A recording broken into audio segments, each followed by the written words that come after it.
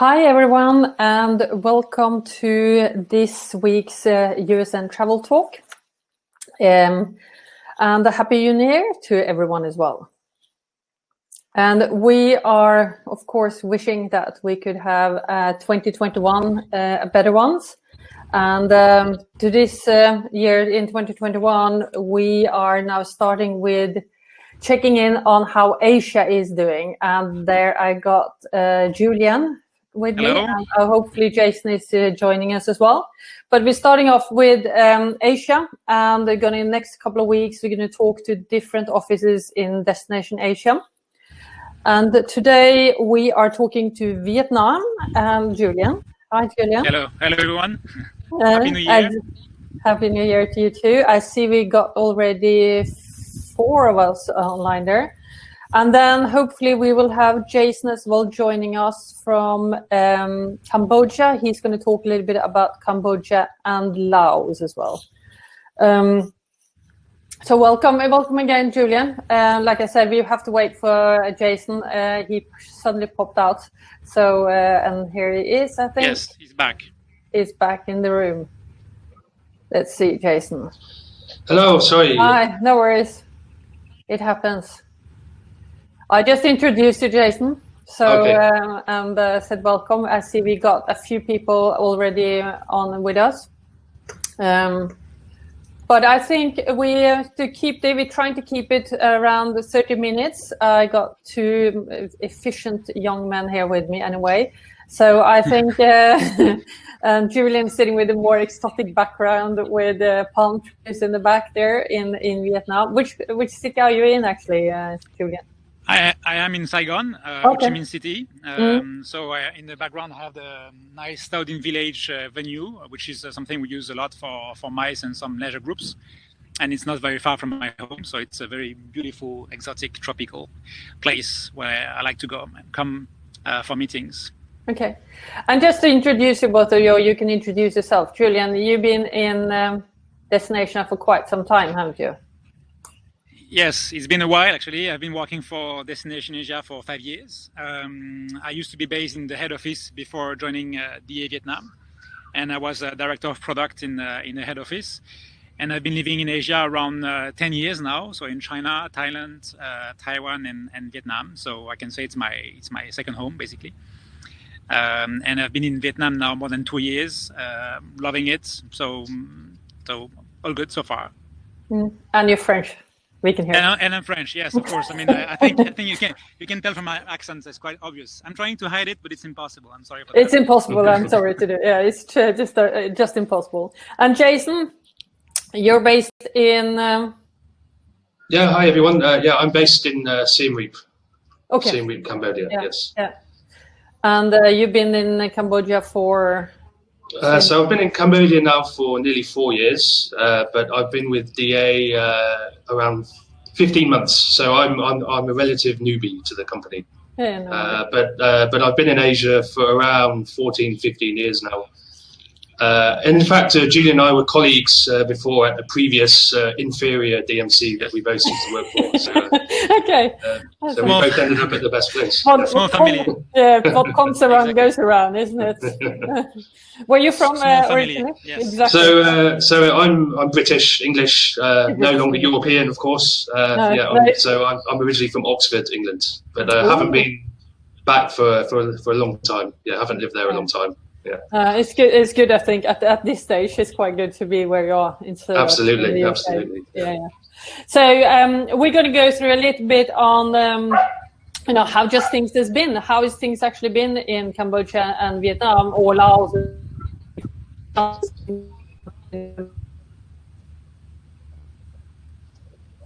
So Cambodia has been very normal for some time now. Actually, there was never a full lockdown.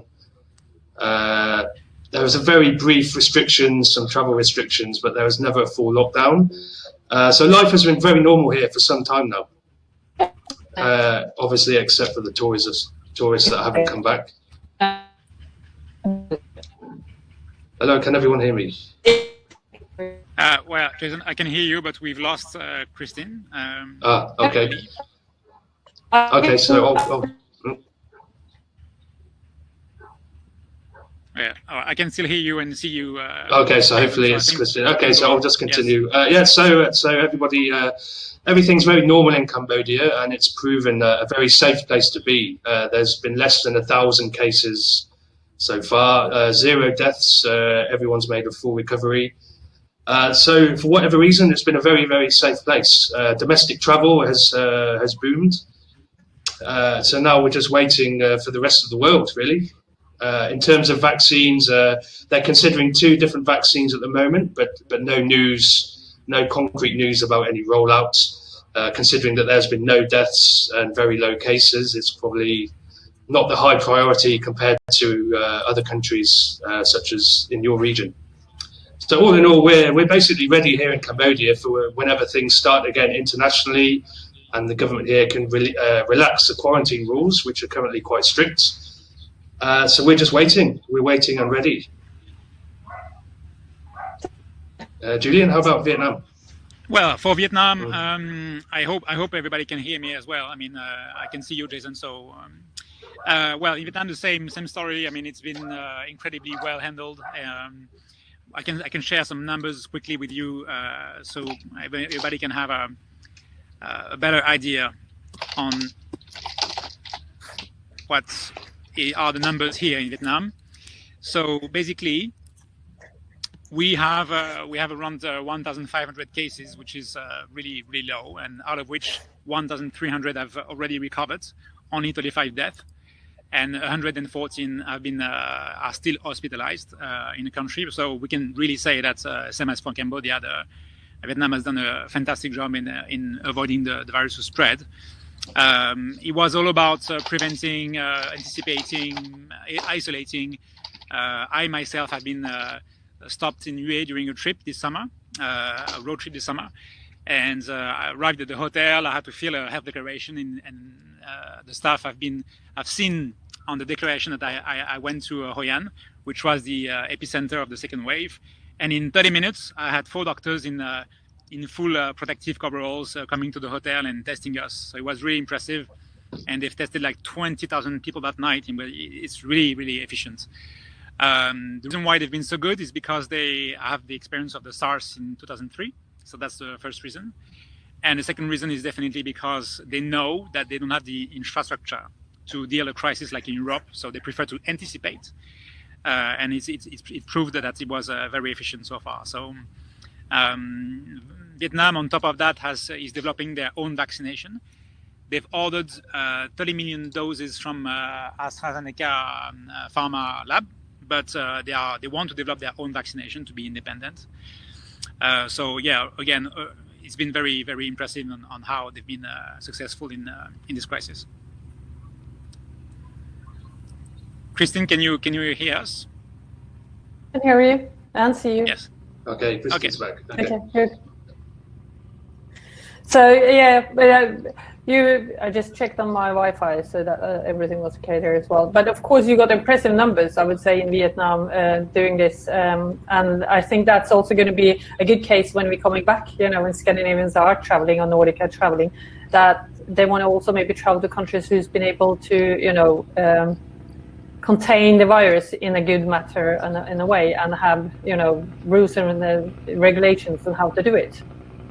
Yes, definitely. And at our level, we of course have implemented some post-COVID minimum SOPs to protect guests and employees by applying 4 basic principles: so protection and barriers, enhanced sanitation procedures, physical distancing, monitoring and compliance, and training and monitoring. So we are ready. I mean, definitely we had time to get ready. Everything is in order now, really. Yeah, and just because Vietnam is quite different compared to Laos and Cambodia in terms of things like population density and things like this, which is one of the theories about the very low spread in Cambodia and Laos. There's a few other theories which I won't go into, but for whatever reason, Cambodia and Laos have proven incredibly safe and remain incredibly safe. The chances of transmission are virtually zero, we can say.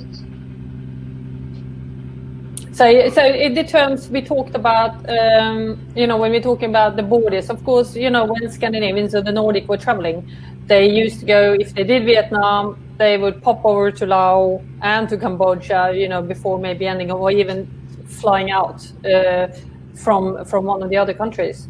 And when we see trends coming on, it's that will happen probably because people are taking longer. They want more, experiences. They want to kind of feel the trip these times, because now they haven't been traveling for over a year, and we feel that we are, people want to actually have, see and experience the country more instead of having these short trips like 10 days. Sometimes people did 3 countries in 10 days and they can hardly remember which country they've been in. And while we see now maybe people doing 2 or 3 weeks, So do you see actually those borders being available again, the easy border coming up post-pandemic?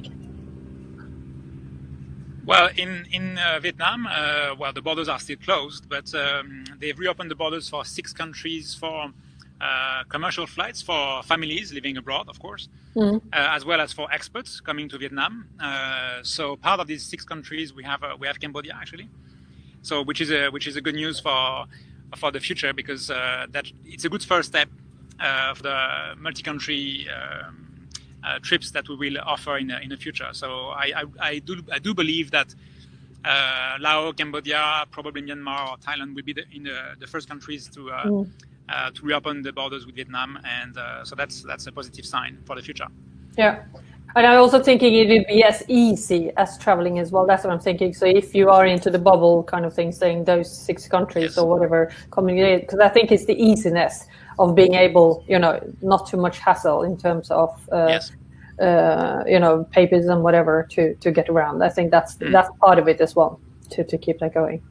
And it's a good thing to understand. Shall we just continue on looking on? I didn't hear all of what you were saying, so I'm just trying to catch up on what you said. We've gone through the numbers and everything, and both of you actually did that on that. And like we said, with the vaccines, we know that vaccines is rolling out here. But like you said, you're in a different, like Jason said, you're in a different, side of the whole thing, because you don't have that amount of, cases in your country as we have. Where we're talking 10,000s of cases in some of our countries. So, of course, for us to be able to continue normal life, we need a vaccine, I think. And for me, staying in Dubai, that's a huge rollout at the moment. So we got 2 vaccines, which have been distributed now free of charge to everyone. And I presume there's a 3rd one coming in as well. So they're doing that. But shall we just continue maybe on to the new products? Because what we talked about earlier, all of us, then in terms of that, was that, people are looking for experiences. They are looking for outdoor, and since I am on the Vietnam slides, Jason, if you don't mind, I will. No, sure. Yeah, please continue. Yeah. So the thing is, like you say, Christine, it's the life is back to normal in Vietnam and in Cambodia. So I mean, all the projects that were ongoing before the crisis have been going on the same way as they used to. So we've seen new hotels popping up. We got time to develop new products. To go outside and design new experiences. So really, life is back to normal. So we've been able to continue our work as we used to. And I just want to talk about two new hotels. I mean, there's plenty, but there are 2 good examples of what is new in the country. One is Capella Hanoi, which is part of the Capella group based in Singapore. And this is going to be the first boutique 5-star hotel in Hanoi. There are other 5 stars, but this one is really standing out because it's like pretty much inspired by the Opera House, and it's been designed by Bill Bensley, the very famous designer. So it's a really good news for the city, because we used to work with Sofitel Metropole only for 5 stars. So it's a really good news. And the other good property I wanted to talk about is Zanier by San Ho. You can see on the picture. It's part of the Zanier Group, which also owns Pum Baintong in Cambodia, that Jason knows really well. and it's located in Quy Nhon, which is a bit remote. It's pretty much like Nha Trang in like 10 or 15 years ago. So it's surrounded by fishermen villages, Cham Towers, obviously nice beaches.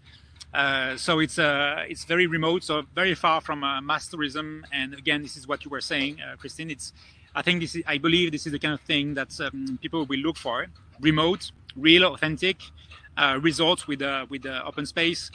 And this one is really standing out because of his style. Actually, there are 70 villas. There's 3 restaurants, which one of them is like a architectural masterpiece. It's beautiful.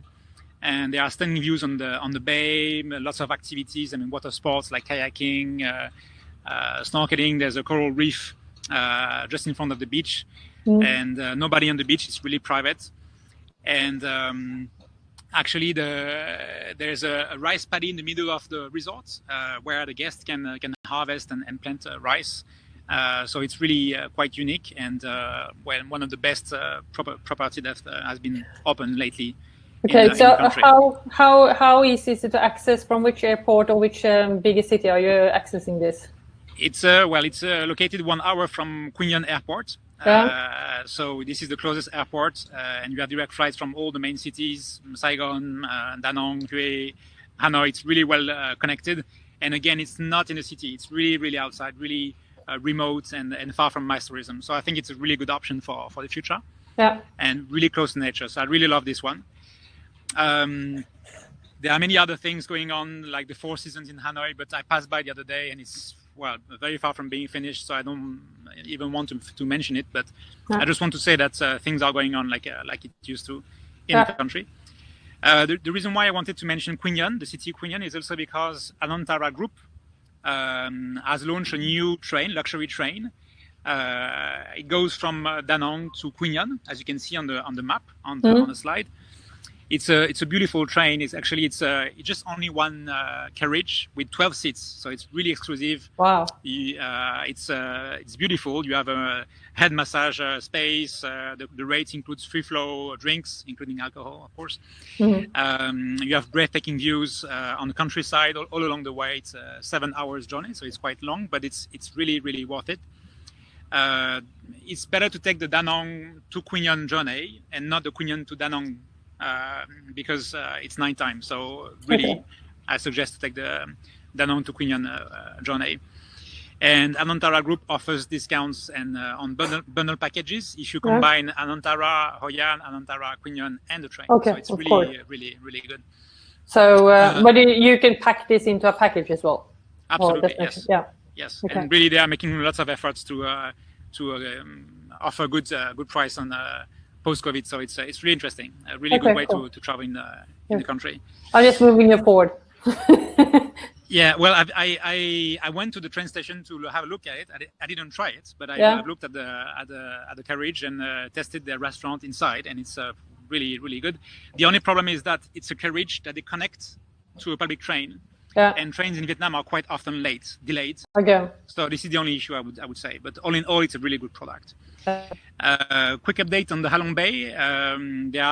Baia Legends has launched a new product, 3 days product, with 1 night on board and 1 night in a homestay on Cat Ba Island, which is something really new because usually people stay on the boat or in a hotel outside the bay. So it's really quite new, and they've included many activities like kayaking, cycling, hiking on the Cat Ba Island. So again, outdoor activities, remote, new, experiential. So I think this is really a good fit for the market coming soon. So another luxury option in the bay. Sorry, I'm just going back to one before. We have a private yacht. Private yachts. Okay, I cannot hear you, Christine. Okay. I can hear you, Julien. All right. Okay, I'm okay. So private yacht on the bay for luxury option. You can combine it with airport transfer by seaplane. Like I said, we took some time to develop new experiences, signature experiences. So we have a detox experience in Hoi An, in an organic farm where people really reconnect with nature, learn the principles of yin and yang, apply to food, and restaurants and cuisine. We have developed something around the beer scene in Hanoi. Beer is really, really important in Vietnam. It's really part of the culture. And they've mixed Western brewing style methods with local flavors like mango, fir, lemongrass. So it's really like they have unique flavors. So we've designed a half-day trip around the best, what we consider to be the best bars in the city, so that people can understand the culture, the beer culture in Vietnam, which is really, again, unique. And one of the bar, actually, the owner has spent like some years in Denmark and worked for Carlsberg for many years before setting up his own bar in the city. And last but not least, the coffee culture, again, French legacy. We have designed a trip, walking trip in Saigon around the best coffee shops to highlight what is became, again, part of the culture.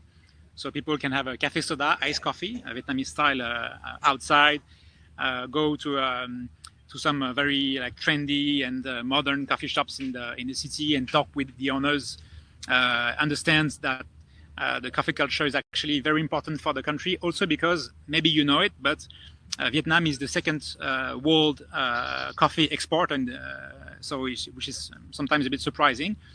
They used to focus only on Robusta beans, so which is a bit lower quality, but they tend to use now more Arabica and go for quality. So it's really interesting to see that coming in the country. We've developed new multi-day products because we really believe that FITs will come back first, for sure. They will be the first travelers to come back.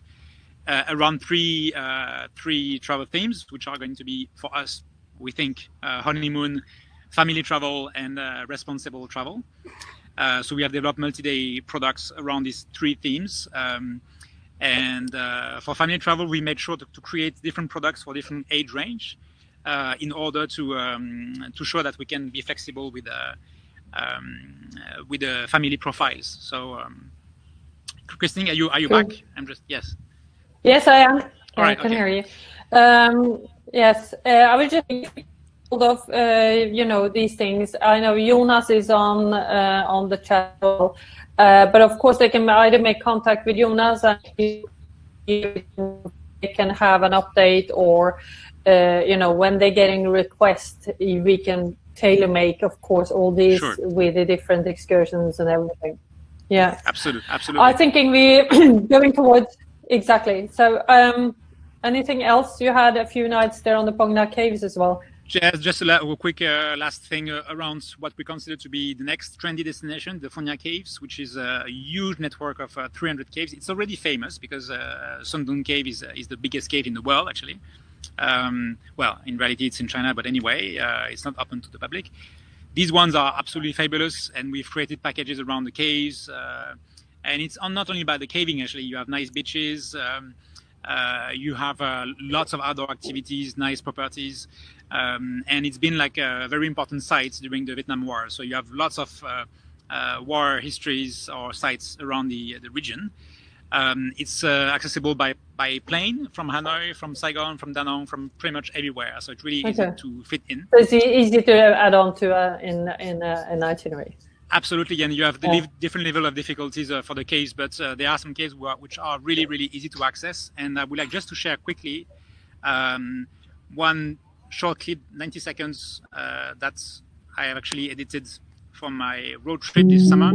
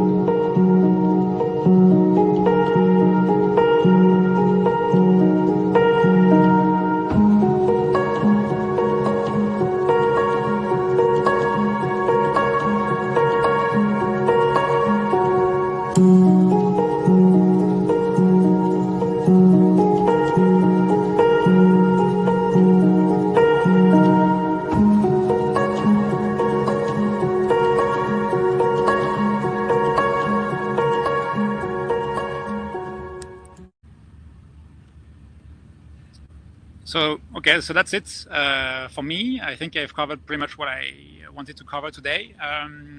If you have any questions, Christine or Jason, by the way. I cannot hear. Okay. Sorry, Christine, we can't hear you. Yes. No, I have to put the microphone there on. you go. Yeah. I muted myself during the video. No, I said we can do an update even also when we're coming closer to we see borders opening and things are happening. We can do an update on all the products again. We can do. Absolutely. And maybe then do a pure Vietnam situation. Jason, let's go on to your. We have a bit of update on Cambodia. Okay. Yep, I already started. So we did. You did the update anyway. These things.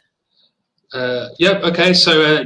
I think we don't have too much time, so I'll try to be quick. I'm not going to talk about the temples so much because I think you all know a little bit about them. Just one key point is that when tourism does resume, it's going to be the best time since the mid-1990s to come and see the wonderful temples of Angkor with almost no crowds. And just a token comment about the cycling. So one of the unexpected positives about the whole COVID situation is that there was a brief period when bars, nightclubs, evening entertainment were shut down briefly. And so cycling has exploded in the local community. So we've got lots of new cycle tours in and around Angkor and the countryside around Siem Reap. It's excellent, flat, fantastic cycling. And it's good to ride that trend and interact with the locals because it has really exploded in popularity with the local community. So that's a really good thing for us to get involved with as well. Can I ask you one question on that with the cycles? Yeah. Because of course that comes to mind that if I'm booking a cycle tour for my guest in terms of what kind of cycles, or will there be available cycles for, people coming down if they're like their families or even a small group could be as well? Yeah, sure. We have a few different suppliers that have pretty top of the range bikes, mountain bikes for all sizes, including children. Okay. And as I say, we have some excellent products, and even for let's say people that aren't so fit or not so interested, it's so flat. It's such easy cycling that it's a really great way to get involved and get active. But I know your region, the people are generally very active. Yeah. So it's fantastic cycling around here. Really, really great cycling. Excellent. Yeah. So I'm going to move on to the islands because these are very much still up and coming. Yep. So we now have 4 5-star luxury resorts on the South Coast Islands. So in fact, we don't sell Sinukville mainland anymore for various reasons. We now send people to the islands. So for people that are doing a multi, maybe they're doing Vietnam, Laos, Cambodia, and then flying to Thailand to end on the beach. There's no reason to do that anymore. They can, we can send them down south. As I say, these are the 4 5-star, but focusing on the Koh Russay Villas and Resorts. That used to be Alila Park Hyatt, who have now pulled out, which is a good thing. And the price is reduced a lot, and it's now what it should be. And this is the best value 5-star resort that we have now. And it's also one of the nearest to the airport. So it's the most accessible all year round. Yeah. And all 4 of these options are stunning in their own unique way. So Songsar is a private island. Six Senses is a wellness island retreat. Royal Sands Koh Rong, they have the best beach. And Koh Russay Villas is the best value and very near to the airport. So we have lots of different options now. It's really great thing for Cambodia. Yeah, how many rooms in each of them? Is it approximately on? So, okay, off the top of my head, Royal Sands is about 60. Koh Russay Villas is around the same. Songsar is about half that, and Six Senses is about half that. Okay, it's just good to know approximately in terms of bookings and stuff if they're looking at 120 or if you're 60. And I think the smaller ones are also going to be more popular. Yeah, so I mean, they all can be considered boutique. None of them are big resorts. No. So moving on to Phnom Penh. So we're kind of repackaging, rebranding the way we sell Phnom Penh. Yeah. We think it's going to be an important destination in terms of flight schedules. Some flight schedules have already resumed to Phnom Penh, whereas there's still nothing to Siem Reap. So we really think Phnom Penh is going to return to being the hub. in terms of arrivals, and for me that's actually a good thing. You know, it's the most up and coming, vibrant, let's say trendy city in Asia. If people have been to Saigon to experience a bit of up and coming chaos and trendiness and sort of sky bar scene, craft beer, which Julien mentioned as well, is really starting to take off now in Phnom Penh. So we have some stunning resorts. We have the Rosewood Hotel with the sky bar. We have our own cocktail and craft beer tours. We have evening, night market, barbecue, street food tours. We have some fantastic architecture tours by Cyclo. The back streets of Phnom Penh, although the traffic is very bad, the actual, the smaller side streets, the back streets are still quite quiet. So Cyclo touring is still a fantastic experience in Phnom Penh. And we have this new luxury cruise, which is actually based in Siem Reap, or has been based in Siem Reap. They're relocating to Phnom Penh. So this is a fine dining, like sunset cruise, and they'll do some further cruising up and down the Mekong as well. Okay. So that's Phnom Penh. It's the most up and coming, vibrant city. So we don't just do the usual or the old, Killing Fields and S21 prison, and then the Royal Palace and Museum. It's not so interesting, especially if people have just come from Bangkok and seen the Royal Palace there. Yeah. So what our intention is to do, just the S21 for the history, then do something fun and soak up the atmosphere of this new vibrant city. Hotel-wise in Phnom Penh, how is the hotels and what, I would say Scandinavians are going for your 4 and 5 stars, so you're on to a little bit on that, especially when you're in the cities. Yeah, sure. It's changed a lot, because I lived in Phnom Penh 2010, 2011, when there was very, very few hotel options then. Back then it was basically just Raffles for 5-star, and not much that was any good below that. Now we still, in terms of 5-star, we have Raffles, we have Sofitel, and Rosewood. You can see the Sky Bar at Rosewood there. It's absolutely stunning. It's one of my favourite hotels in the world. We have some great 4-star options now. Palace Gate, which overlooks the Royal Palace and National Museum, is a stunning 4-star property. And many, many others I could go into now. So in terms of hotel selection, it's changed beyond recognition in the last 8, 9, 10 years. Many options for all budgets now. Exactly. Okay, thanks.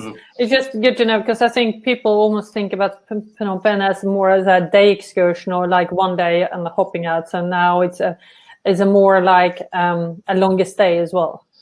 Yes, absolutely. I think 2 nights can be done, but even just one night, it's enough. The way we're reselling it, just do a little bit of the history and then do something fun in the evening, and then continue. That's a perfectly acceptable way to do it, because the trend has been to kind of avoid Phnom Penh. Now I think it's going to become much more prominent again. But even one night, it's enough to experience. Okay, cool. So the other thing I wanted to focus on, as well as the islands, we have some fantastic, let's say, jungle glamping or luxury camp, or which there are many different terms.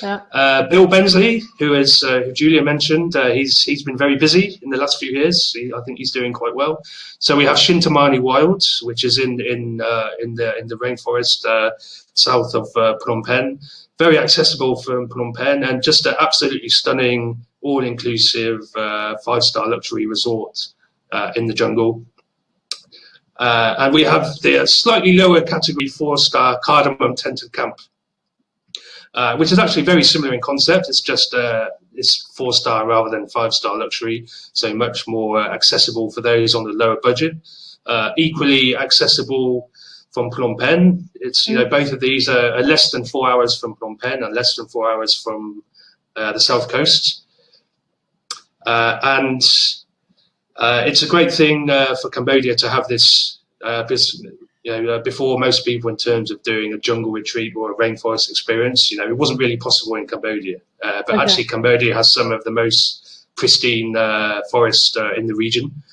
So it's great that we now have these options. So in terms of, we have Angkor, now we have South Coast Islands, we have lots of foodie tours and craft beer tours and evening, nighttime tours, and now we have the jungle experiences as well. So Cambodia is no longer just about 3 nights in Siem Reap. There's a lot. Exactly, that's what I'm thinking. So you can actually start in Phnom Penh, do a Siem Reap, go into the jungle, and then end up in the beach. basically. Exactly. Yeah. Or some variation of that. So it's a great thing, and we're really looking to keep people here a little bit longer.